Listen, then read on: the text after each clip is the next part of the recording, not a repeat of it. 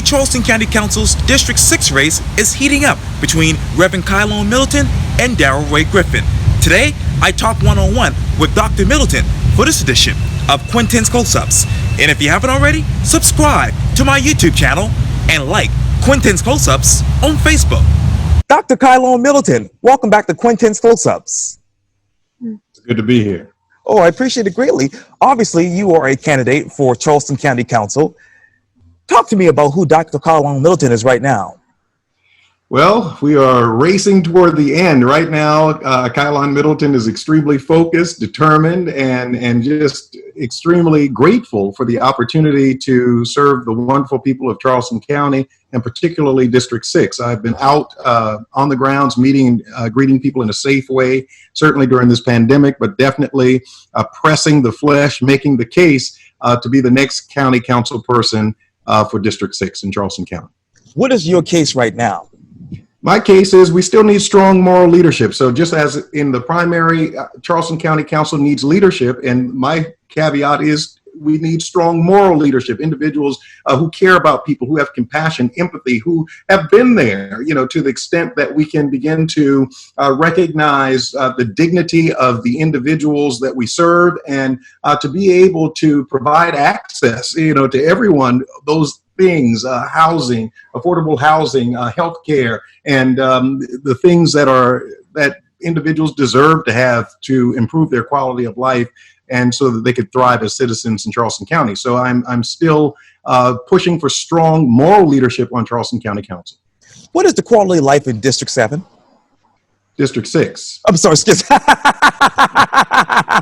I'm thinking about another person, I'm sorry. Yeah, that's not a problem at all. The quality of life in District 6, I would say, is very good, in the sense that, you know, it's a growing district. It's a district that is extremely diverse. Sure. We go from West Ashley all the way up to Lincolnville. Right. All of the various components and or neighborhoods in District 6 are unique and different.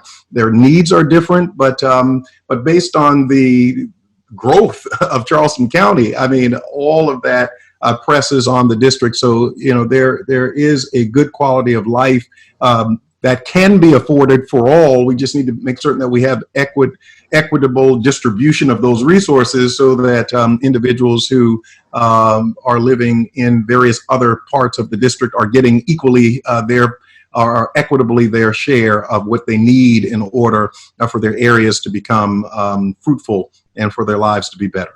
What are the needs in West Ashley and in Lincolnville?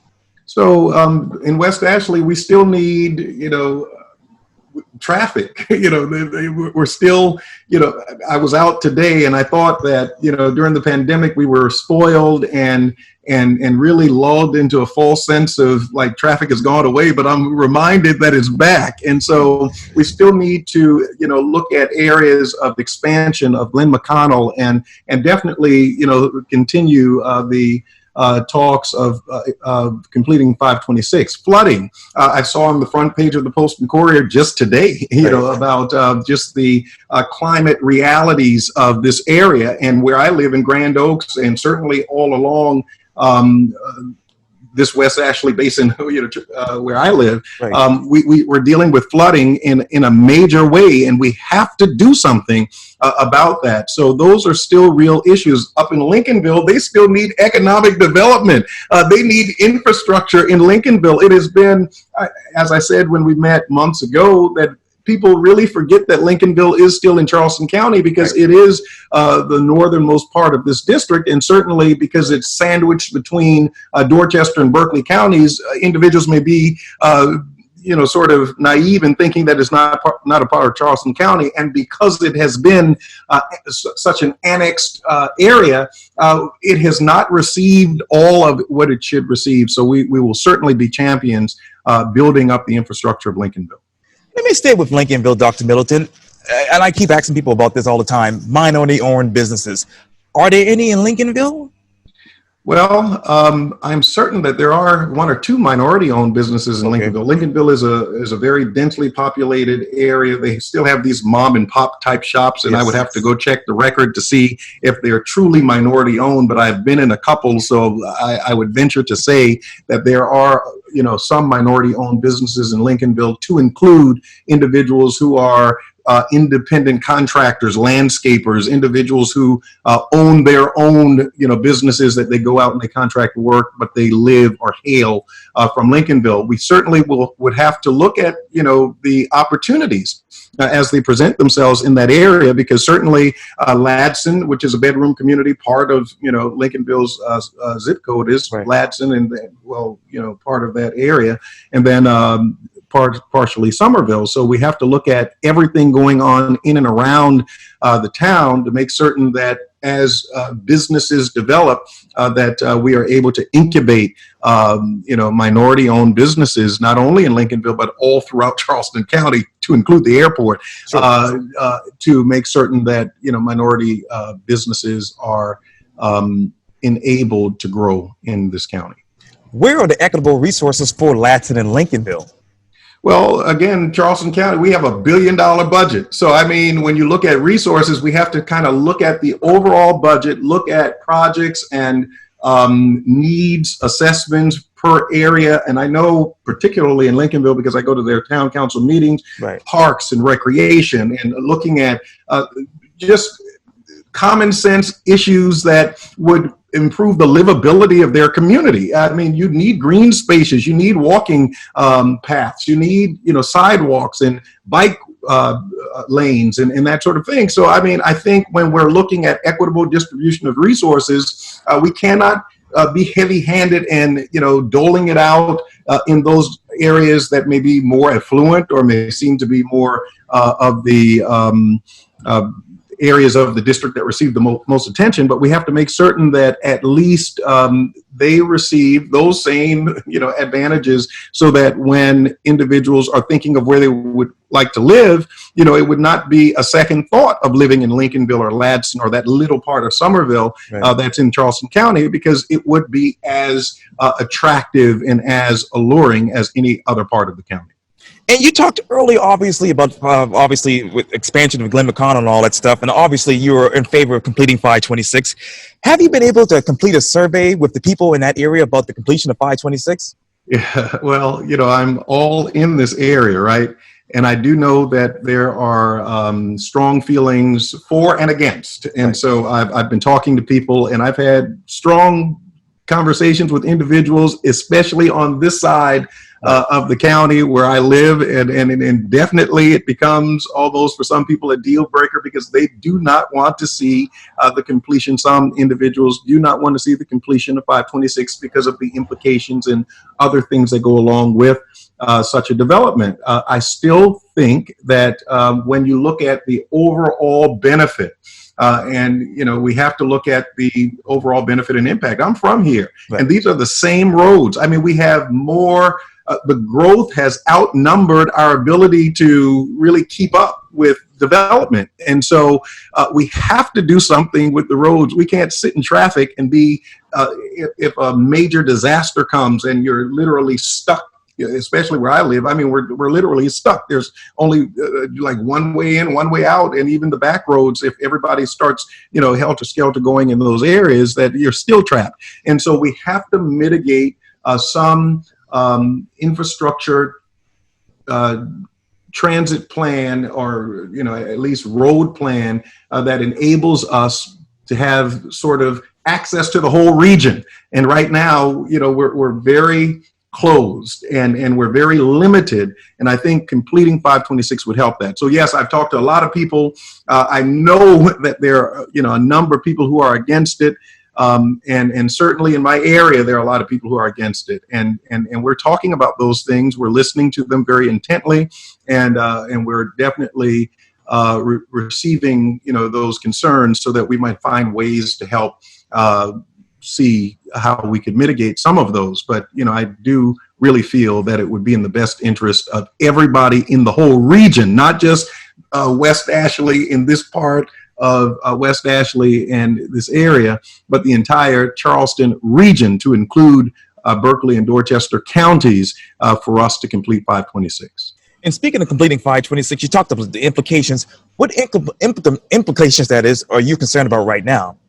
Well, I'm not concerned about, so when you look at implications, there are opportunities. So you have to look at opportunities, and then you have to look at, what kind of threats, that may be presented by completing 526. So, through, the SCDOT, they do all these studies. And so you can look at the environmental impact. You can look at all of the conservation, sort of issues that may be affected. And so you can kind of consume all of that.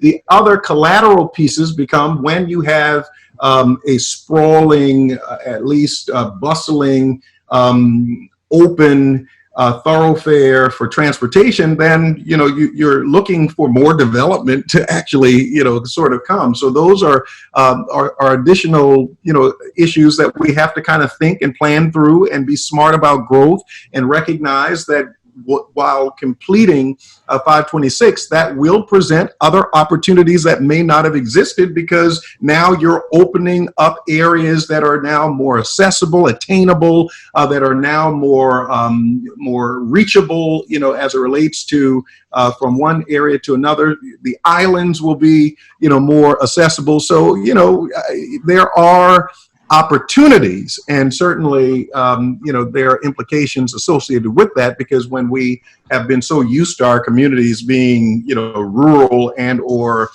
in one way, it does beg to almost anticipate that there will be growth even in those areas once such is completed. Now, how do you deal with growth with, say, smart growth? Yeah, growth has to be smart, and we've talked about this before. We have to look at, there's a one region, sort of plan study that is up for consideration at this point. So you have to look at those opportunities, to grow in a very systematic way that does not over encumber, the existing resources and the existing, infrastructure that we, currently have. And when we look at when we're putting up developments, we're also, sort of planning for those kinds of anticipated collateral, sort of things that come along with it. So if we don't plan in a very smart, concentrated, holistic way, then you end up with basins and houses that end up flooding, in this basin, and then we have to buy all those people out, and then we have all this real estate that if we had just taken more time and been more thoughtful, and knowing that over time, specifically with climate change and with us about to slide right into the Atlantic Ocean, that we have to be more mindful that we're shoring up, everything around us, as we are also trying to imagine growth for the future. And you talked earlier about the transportation and obviously roads. What is your transit and road plans?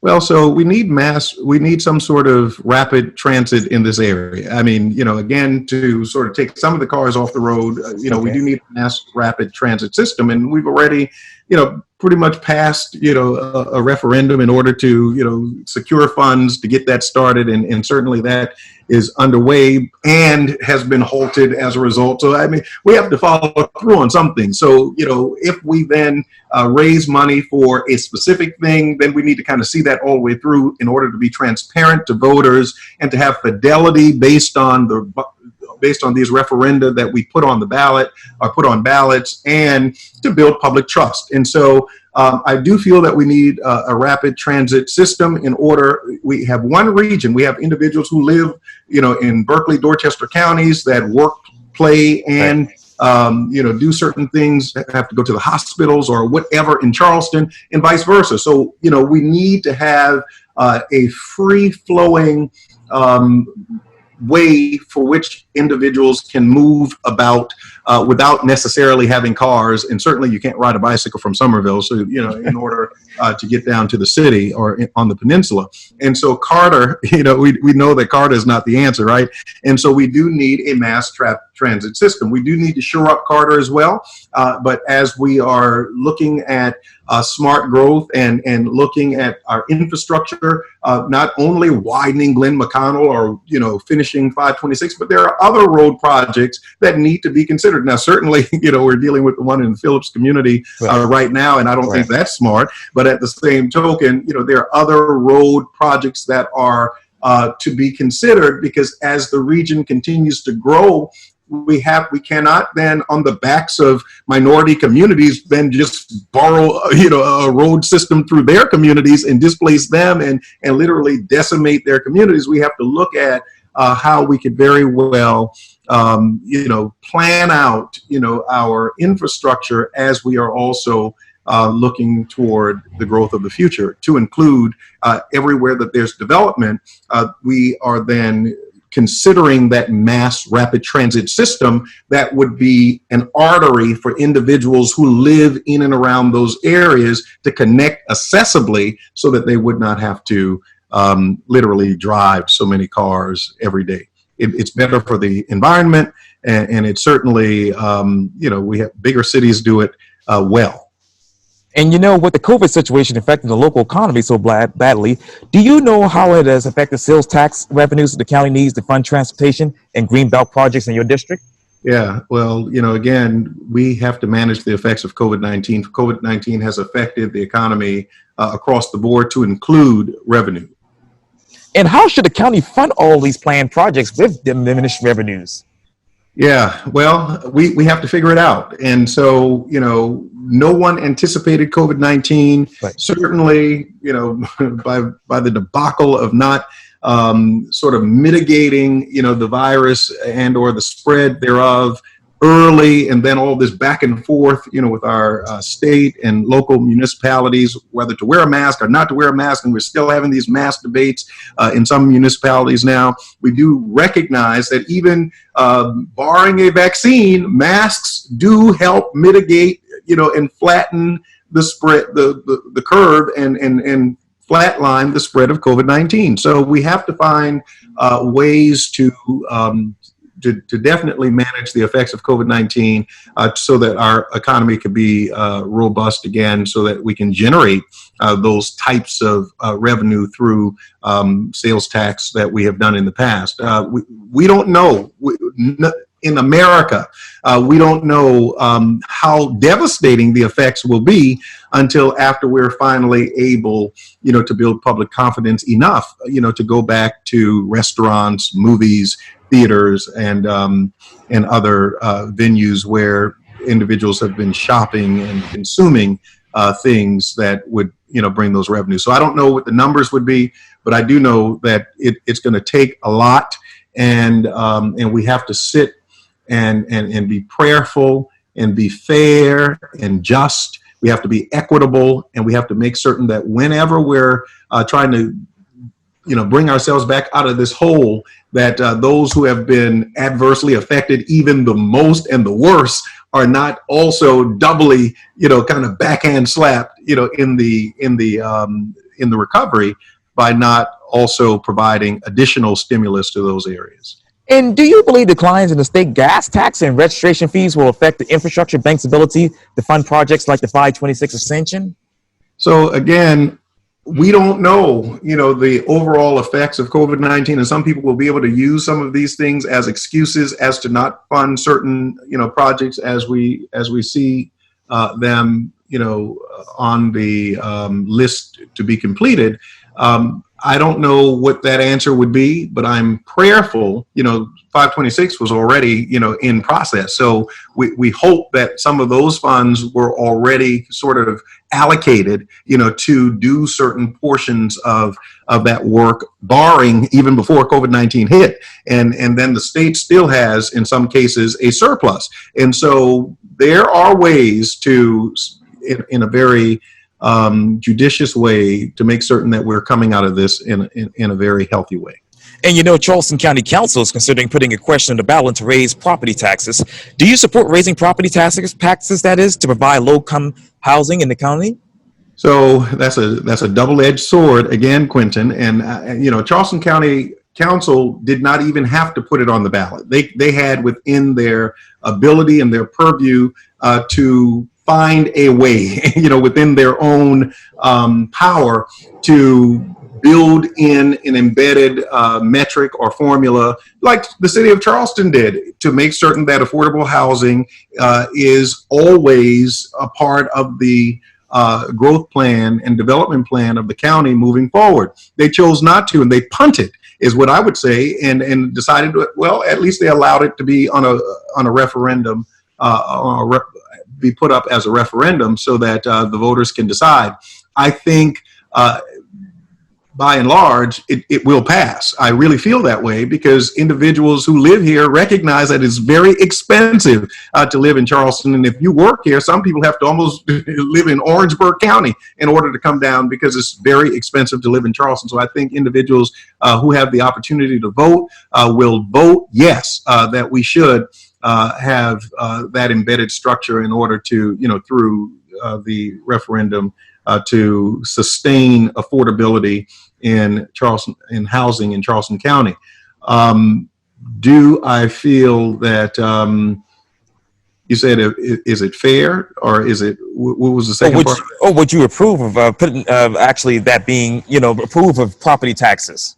Well, not property taxes per se. I would not necessarily support raising property taxes. I would not want to hike in property taxes. So that's where I say it was a double-edged sword. Yes, sir. I definitely agree for it now to be a referendum on the ballot so the people can decide, since the county itself would not, sort of make the decision. That's why I'm, again, saying that we need leadership. If we had, with leadership internally, we can just make those hard decisions and find ways. The city of Charleston did it. And if the city of Charleston can do it, then the entire region can follow suit. The county definitely can do it. Internally can find a structure to make certain that affordability is always built in every development plan. And so, we opted not to do it. Property taxes, I struggle with that, with raising property taxes for those purposes. But when looking at the greater good, I definitely support it. Now, how much structure from the city of Charleston government would you adopt for the city for Charleston County? So again, the city of Charleston does have, that affordable housing. So I'm on the housing commission, right. Commission for housing in Charleston. And so, the city of Charleston didn't have to do that, but they recognized that they were pricing themselves out as it related to the real estate market in Charleston, and individuals could not live there anymore. And so it became an intentional thing by design to make certain that when any development goes up, that there are affordable, also almost trusts, land trusts that would always make certain that, greedy, grubbing, sort of appetites don't, because of course it is a very prosperous area that you can sort of repurpose, just like what happened years ago with the Ansonboro projects. We were told that, there was lead in the ground. You move those people out and no one could never be inhabited again. And now we have the aquarium and we have these condominiums and we have all of this, sprawling development and all of these high-priced homes. So we don't want that to happen again, right? We want there to be justice and equity and fairness, and we want individuals who definitely love Charleston to be able to live in this city at whatever price point they can afford. And so I would definitely use that as a model, moving forward. We need a regional, sort of affordable housing trust that would extend, and that's why I'm saying Charleston County, but also Berkeley, Dordt. So we have this, sort of council on governments right. that also need to, and so Charleston County can serve as a leader to feed into the other counties, because again, when you look at, the sort of ability for individuals to interchangeably be moving in from county to county, just based on work situations and health care situations and just leisure situations, we need to make certain that there is at least, that balance that's available across the region. So it should be extended, to Berkeley and Dorchester County as well, using the models that we that we employ as examples. So yeah, I would take that model from the city that is working well. Definitely developers and people who, want to make a lot of money don't like it, but at the same token, individuals can live, and they can live in nice areas, and they can have nice houses, and they can be in the midst of the of the peninsula and the hustle and bustle, if that's what they want, and have a good life. Now, what would that trust look like? So, the Charleston Area Justice Ministry is kind of brokering some of that. So we don't know what it would look like. We have models from other areas that, have served as best practices for, sort of like a regional trust, housing trust through councils of government.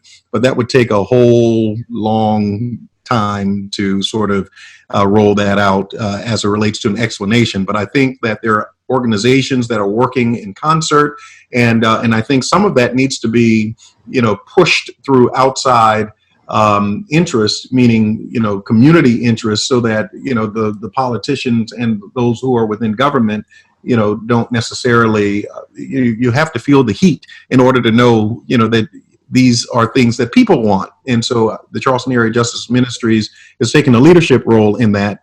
And so I think that as we move forward, we'll hear more about that regional housing trust. And where's the community interest in your district? As it relates to topics, or as it relates to the trust?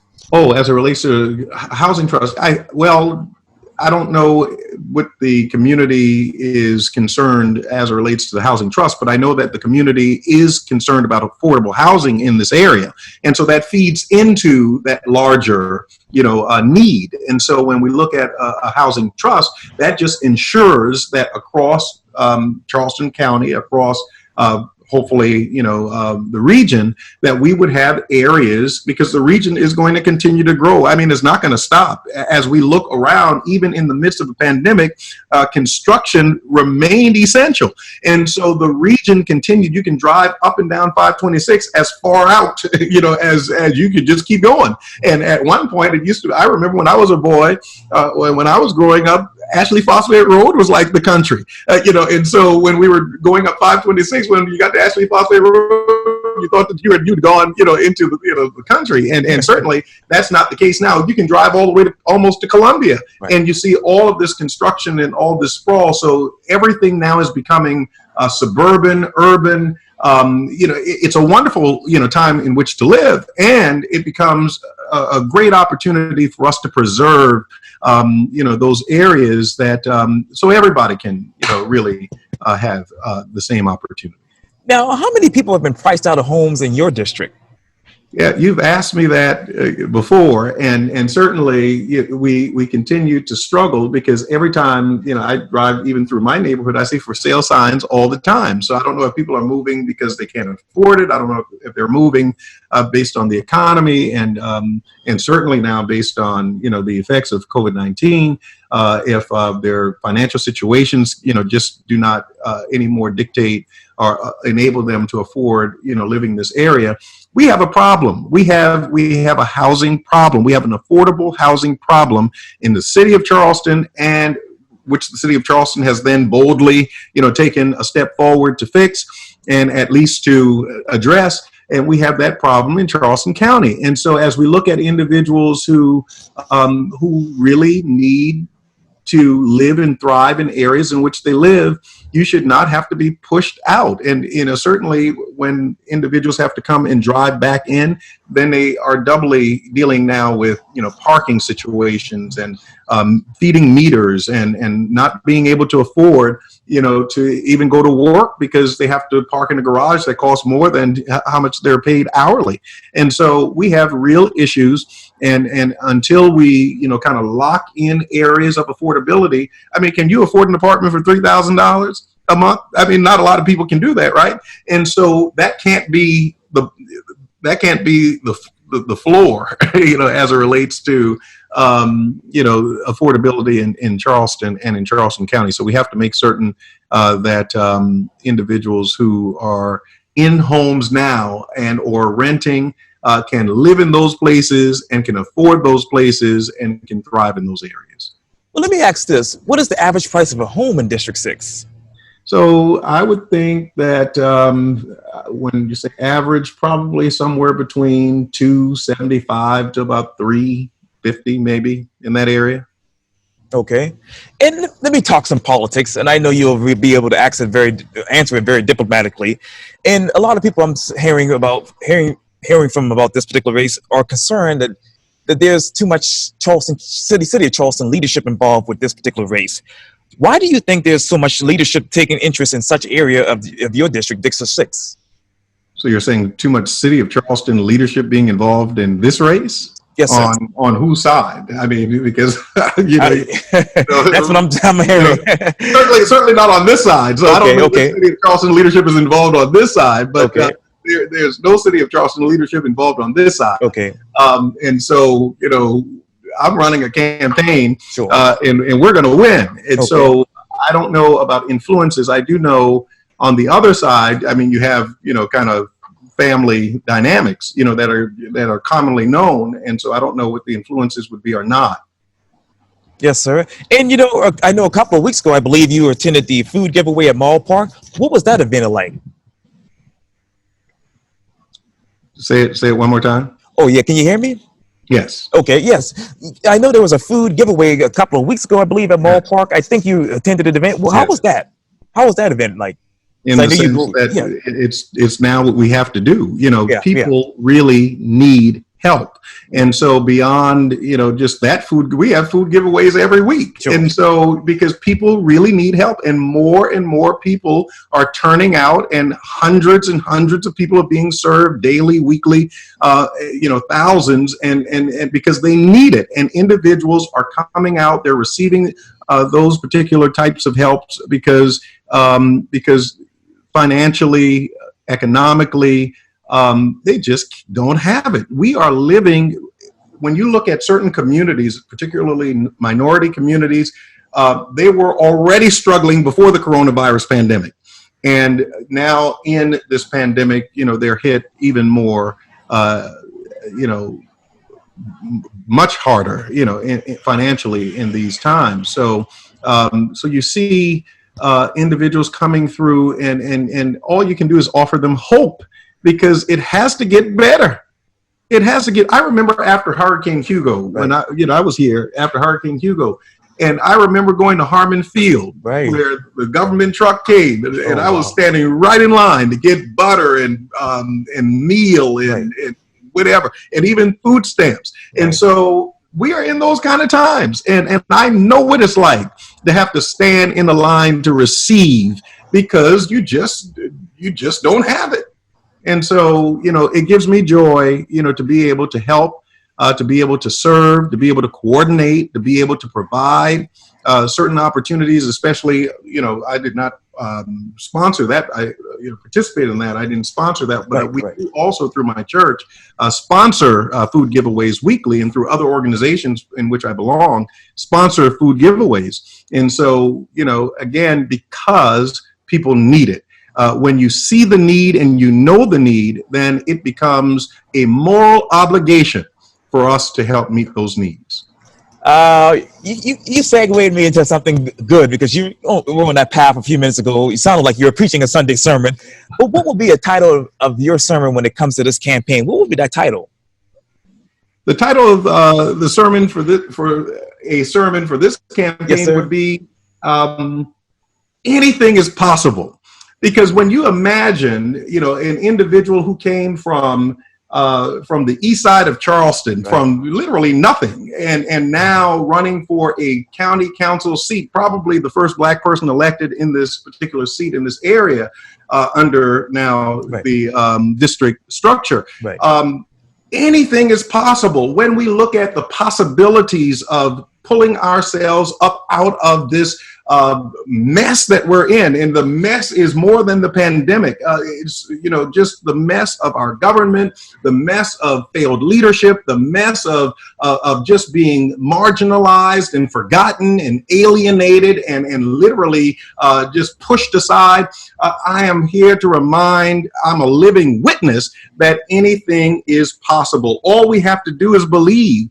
And so it's not preaching, but it's definitely providing hope And in this season, people need hope. People need something to hold on to. Certainly, there's a lot of stuff that's broken out there, but if we come together, if we put our heads together, I don't care what side of the political spectrum from which people come, if we put our heads together, if we sit commonly at a table and talk, our issues are not Democratic or Republican. Our issues are human issues. And when we begin to sit at that table of brotherhood and sisterhood, I think we find that we can get more accomplished. So anything is possible. When we get on council, you will see the impossible being made possible. Those quagmires and those walls and barriers that we've historically seen, I believe that through just being present and being a strong moral leader, we can help mitigate a lot of those things, cause things to happen. And so I'm a witness that if you believe, if you put in the hard work, if you just trust the process all the way through, because I'm telling you, I've been in this race and from the primary all the way through now, I have seen a lot. And so I don't know who's motivating anybody's campaign, but I'm telling you, my eyes are lifted toward the hills from whence cometh my help, and my help comes from the Lord. And I know that God continues to sustain and provide. And even when on the campaign trail I get a little discouraged, God sends somebody even like you from somewhere to remind us that we have to keep hope alive, because the possibilities are endless if we believe. So I'm just a reminder to individuals that you don't have to come from affluence. I was not born with a silver spoon in my mouth. Now my last name is Middleton, but I was on the other side of the plantation. So I'm really just extremely honest and blessed in the sense that that I know that if you are honest and transparent, and if you have a good heart, that people will embrace that. And as a leader, I would be humbled and honored to serve not only Charleston County, but just as a child of God. Dr. Kylon Middleton, thank you so much for your time. And again, welcome back to Quintin's Close-Ups. Thank you very much. You're very welcome.